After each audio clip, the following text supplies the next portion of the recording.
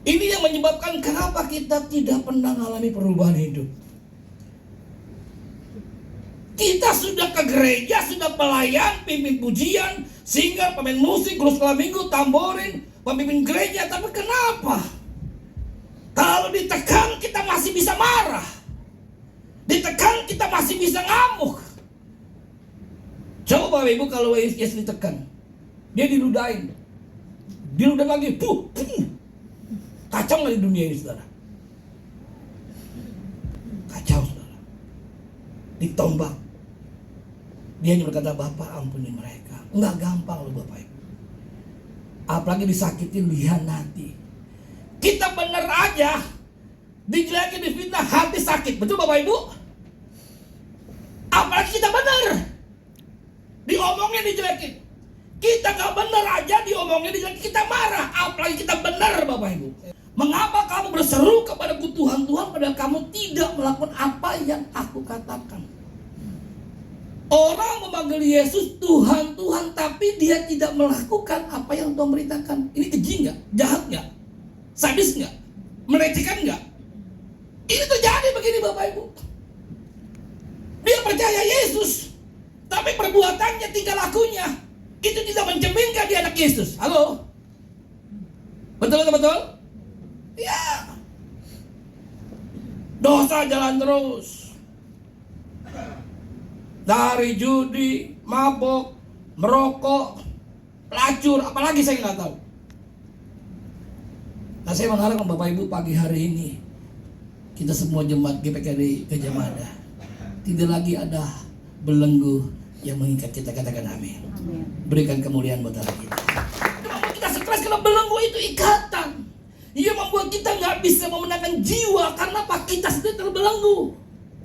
Kalau kita terbelenggu nih, kayak sakit terbelenggu. Saya bilang begini, Bapak Ibu tenang, saya lepasin semua. Bapak Ibu terikat semuanya.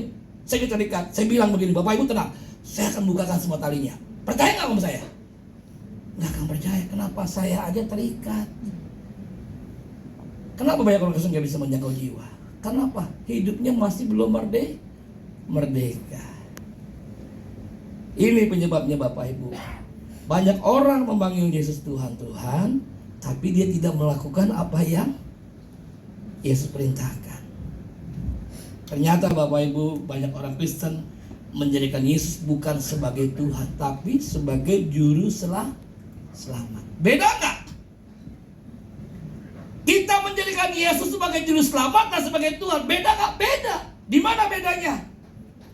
Kalau kita menjadikan Yesus sebagai juru selamat yang berkuasa atas hidup kita, itu bukan Tuhan, diri kita. Saya ulangi Bapak Ibu. Ya, ini bukan ajaran baru Bapak Ibu.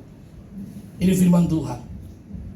Kalau kita menjadikan Yesus sebagai juru selamat, ya, Yesus sebagai juru selamat yang berkuasa atas hidup kita, bukan Yesus tapi diri kita. Saya beri contoh, kalau kita lapar, butuh juru apa? Lapar, juru masak, koki. Setuju? Sekarang nggak lapar nih, butuh juru nggak? Enggak.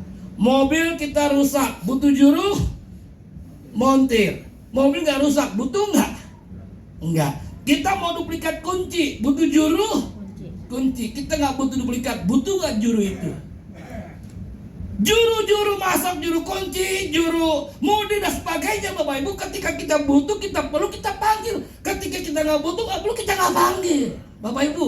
Ketika kita menjadikan Yesus sebagai juru selamat dalam hidup kita, kita yang berkuasa. Ketika kita butuh dia, kita panggil Yesus. Besok utang jatuh tempo, tolong dong bayarin.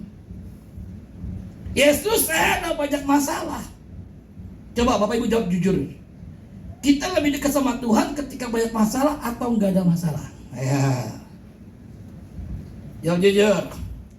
Kita lebih dekat sama Tuhan ketika banyak masalah atau nggak ada masalah?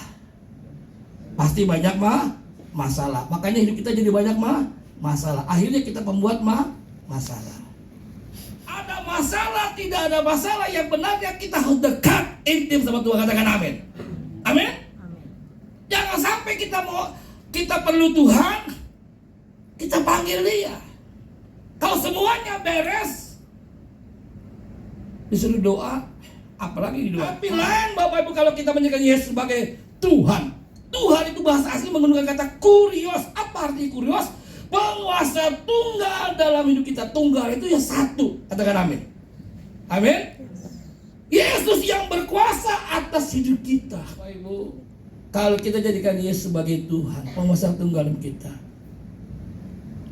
hari-hari kita enjoy Bapak Ibu. Karena Yesus yang take over, Yesus yang ambil alih hidup kita ini Bapak Ibu. Tapi kalau kita berjalan dengan kekuatan kita, dengan kehebatan kita, ada banyak belenggu ikatan yang masih mengikat kita.